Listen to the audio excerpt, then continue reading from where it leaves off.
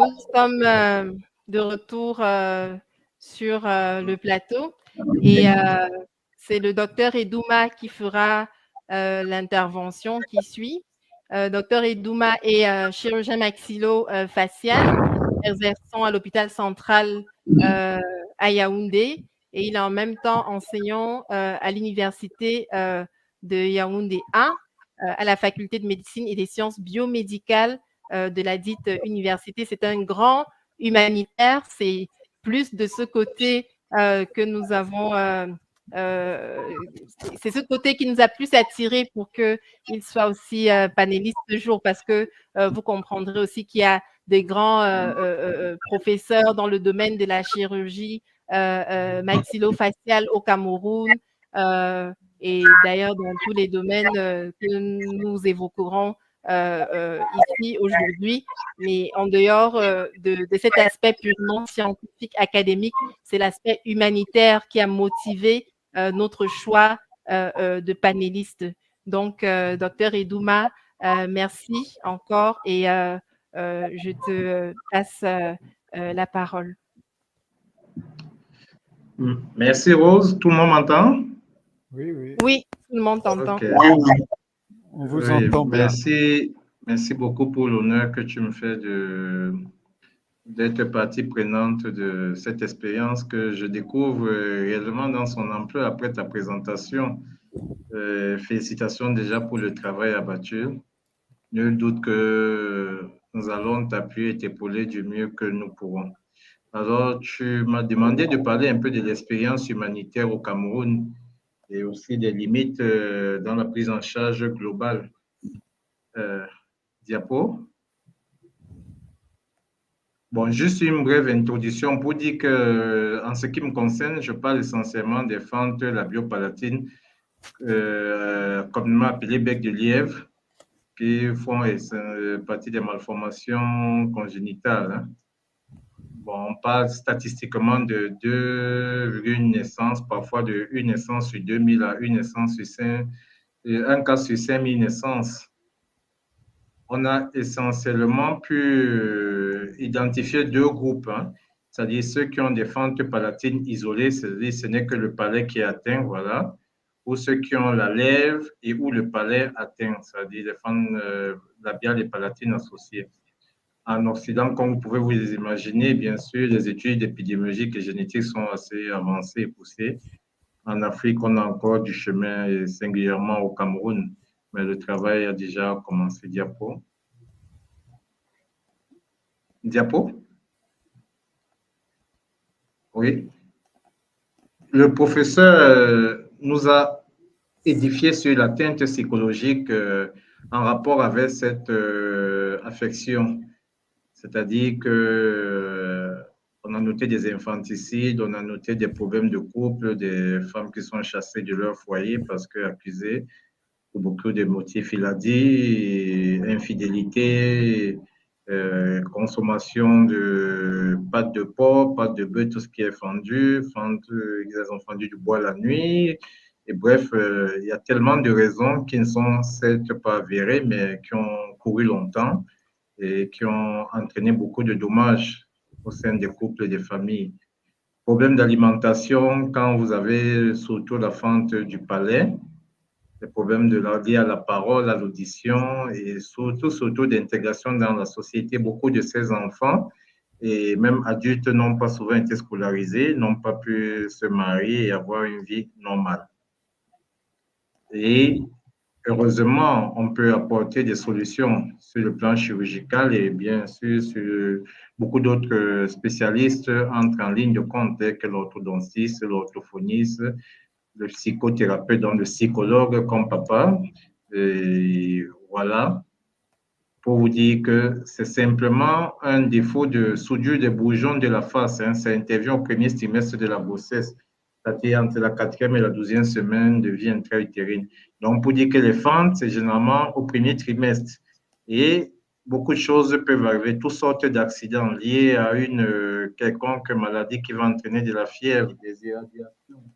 On peut aujourd'hui incriminer aussi, même si cela reste sujet à controverse, la non-prise d'acide folique, et voilà, beaucoup d'autres raisons.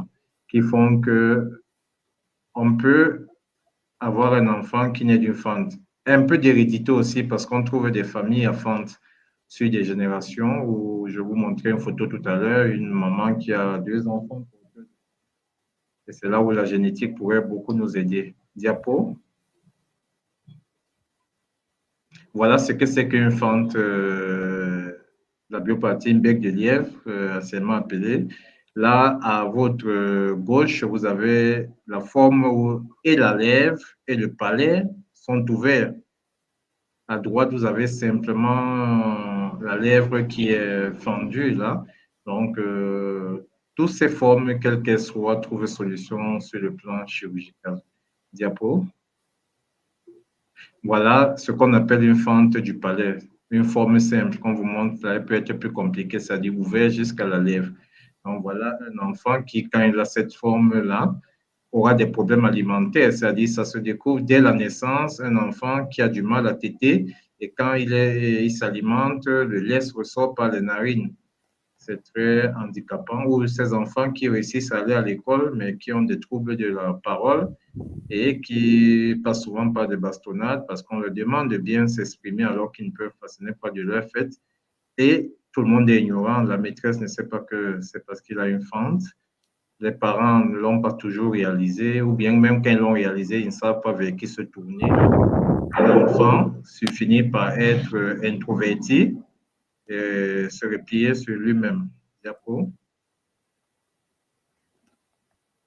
Alors, maintenant, rentrons dans le vif du sujet, c'est-à-dire notre petite expérience de l'humanité au Cameroun. Vous dites que jusqu'en 2012, hein, les fentes de la biopathie, du moins sur le plan chirurgical, étaient prises en compte par des missions humanitaires étrangères. Je vous cite quelques-unes. À l'hôpital norvégien de Ngaoundéré, par exemple, il y a une mission allemande qui avait pour habitude de mener des campagnes gratuites au sud-ouest et puis au centre aussi. Et ces campagnes, du fait de leur gratuité, étaient des moments attendus par les parents. Voyez-vous, quand on avait un enfant qui était porteur d'une fente de la biopalatine, il fallait attendre d'espérer une mission. Et parfois, on arrivait alors que la mission était déjà achevée. C'était carrément dramatique pour les familles. Diapo. Alors, nous, revenus au Cameroun vers les années 2010, nous avons eu l'opportunité de prendre part à une mission canadienne sponsorisée par la grande organisation non gouvernementale Smart Train américaine qui finance des campagnes de fonds de la biopalatine à travers le monde, surtout en Amérique du Sud et en Afrique, où on dénombre beaucoup de cas et souvent des plateaux techniques qui ne sont pas avérés. Donc, nous avons pu prendre part à cette mission qui se déroulait à l'hôpital gynéco-obstétrique de Yaoundé. Vous voyez quelques images à votre droite en bas, c'est l'image de la photo de famille de la fin de mission. Diapo. À l'issue de cette mission avec les Canadiens, il faut dire qu'ils en ont fait 2 années d'intervalle. Ils ont pu accréditer quelques chirurgiens camerounais. Il y avait notamment 2 professeurs de chirurgie pédiatrique à l'hôpital gynéco-obstétrique Yaoundé et il y avait moi-même. Donc, nous avons pu avoir l'accréditation Smart Train qui nous donnait la possibilité d'opérer pour notre propre compte ces malades. C'est ainsi que l'hôpital gynéco-obstétrique s'est formé en pôle d'excellence d'expertise locale avec ses enseignants que je vous ai cités. L'hôpital central où moi-même j'exerce et il y a quelques autres collègues qui exercent dans le privé, notamment à la Baptiste Hospital à Bingo. Et il y a un autre chirurgien qui mène aussi des campagnes grâce à son association et à sa structure privée. Donc, ce qui se passe, c'est qu'à partir de là, grâce à l'apport de l'ONG Smart Train, nous avions la possibilité d'organiser des missions dans ces structures hospitalières faites par des chirurgiens camerounais, mais sponsorisées par cette ONG, ce qui permettait la gratuité de toutes ces missions-là. Diapo.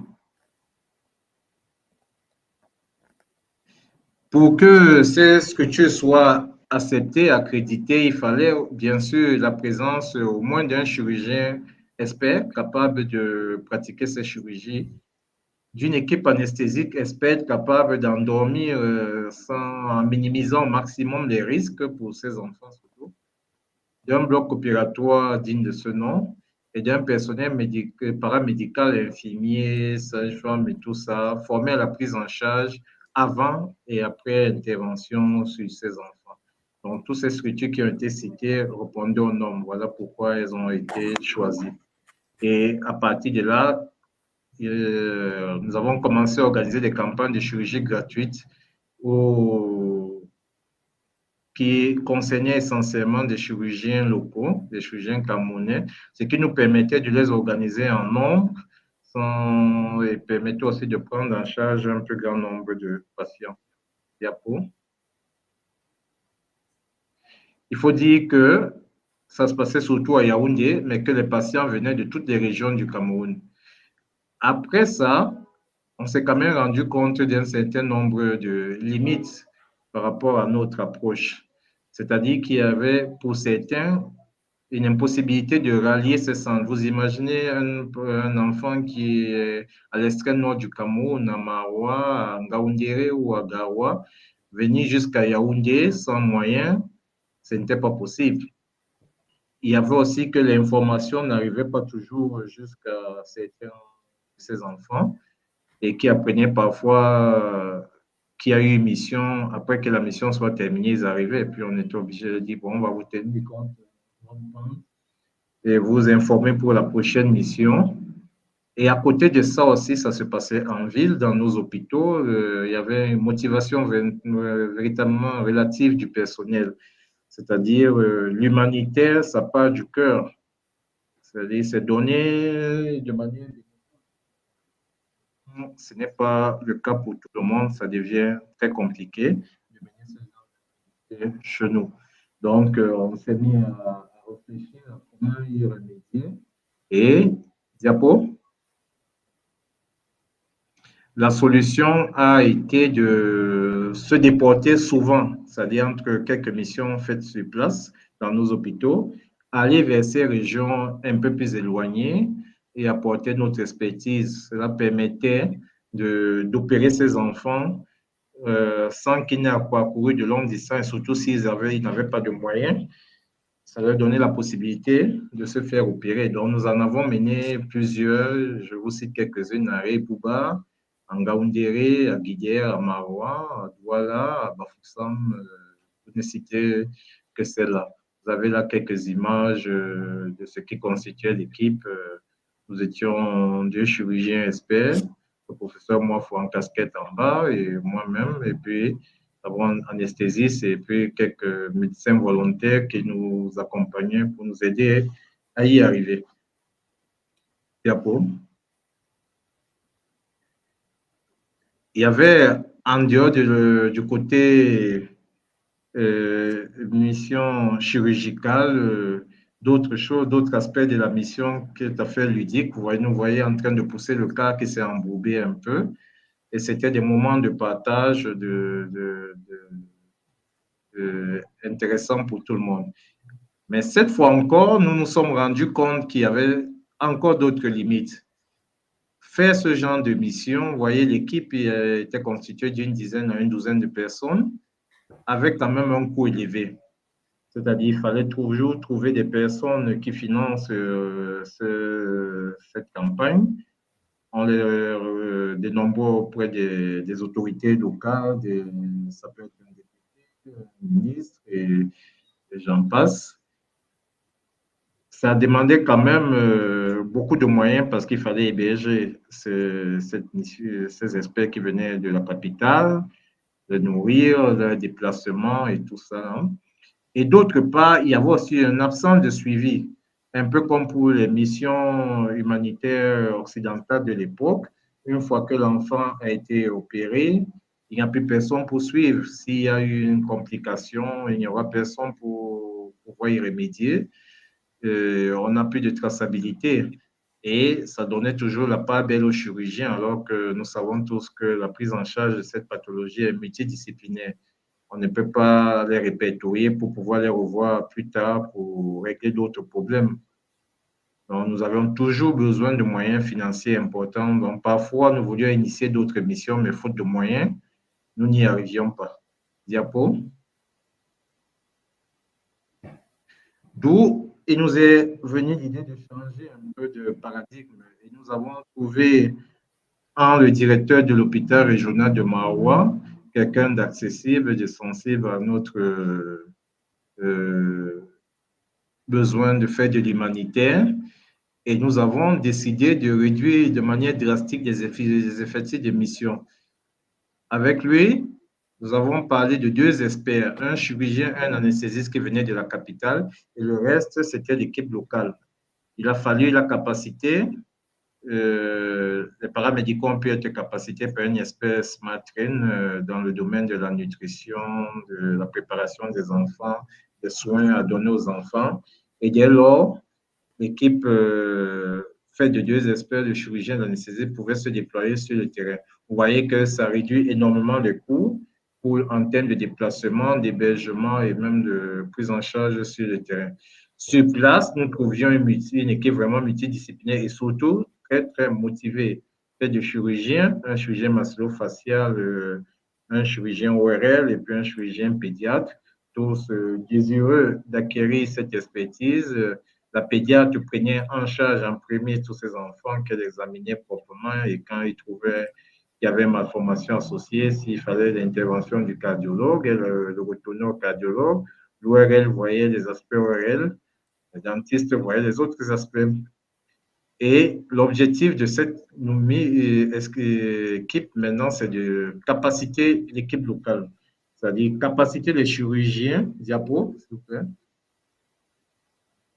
capaciter les chirurgiens, capaciter les infirmiers, capaciter tout le monde, nutritionnistes, pour qu'on n'ait plus besoin à l'horizon, après une année, par exemple, de faire venir les experts de la capitale parce qu'ils auraient eux-mêmes leurs propres experts sur place et que ces experts pourraient prendre en temps réel de ces enfants en charge dès qu'ils naissent et qu'ils ont l'âge de se faire opérer.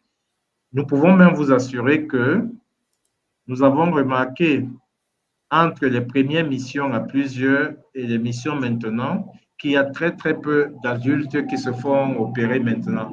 C'est pour dire que le nombre d'adultes porteurs de ce fente est en train d'être réduit à néant.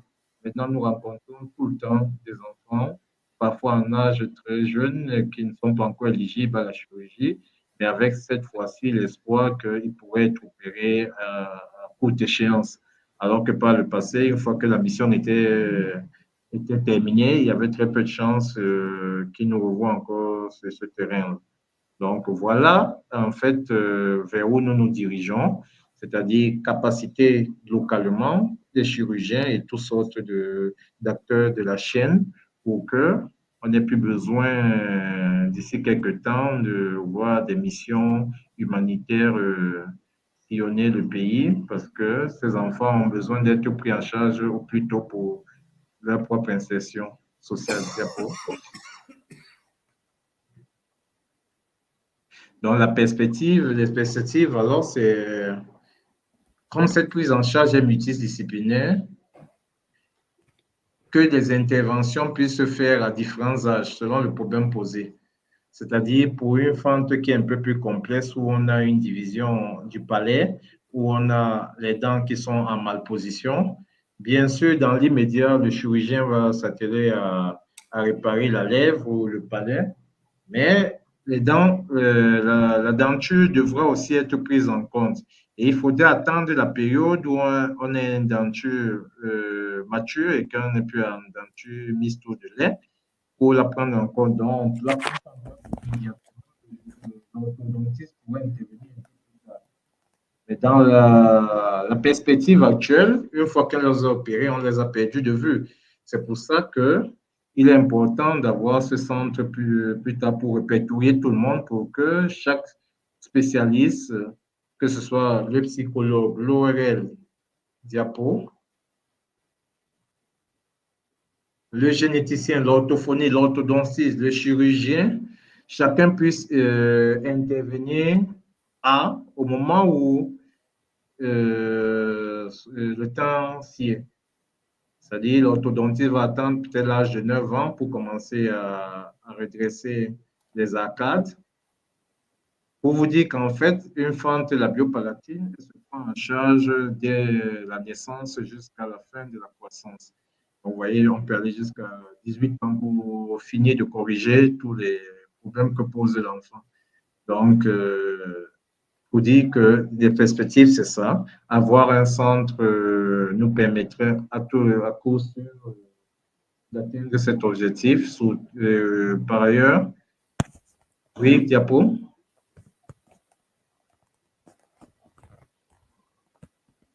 C'est pour cela que notre objectif pour le moment, c'est de capaciter les équipes locales pour rendre accessible la chirurgie. C'est le premier temps, opérer, c'est le temps qui est le plus spectaculaire, je l'avoue, parce que le professeur l'a dit tantôt, quand une fente est corrigée, ça permet l'insertion de l'enfant. Les autres désordres peuvent attendre son secondaire, peuvent ne jamais être pris en charge. Mais nous voulons tendre vers ce qui se passe en Occident, c'est que toutes les réparations puissent se faire. Donc, il faut vraiment créer ce centre spécialisé. J'appelle de tous mes voeux le centre que Rose pilote, qui va disposer de tous les experts et qui permettra donc cette prise en charge globale, complète sur la durée. Et pourquoi pas, on pourrait faire appel à l'expertise extérieure pour les cas difficiles.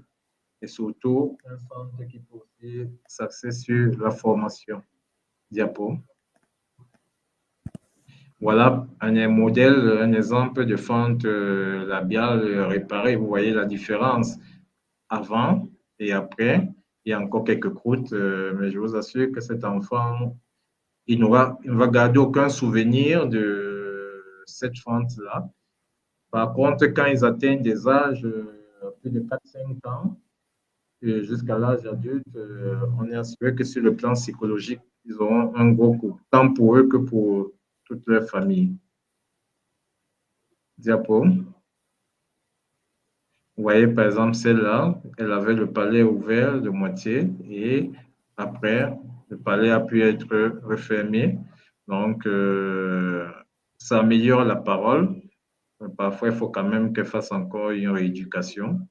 Mais si ce n'est pas réparé, entre ce qu'elle aura des problèmes avec les aliments, surtout liquides, qui peuvent passer par les narines, elle aura aussi une voix qui est nasonnée, donc qui n'est pas très facilement audible. Et ça peut être handicapant toute une vie. Diapo.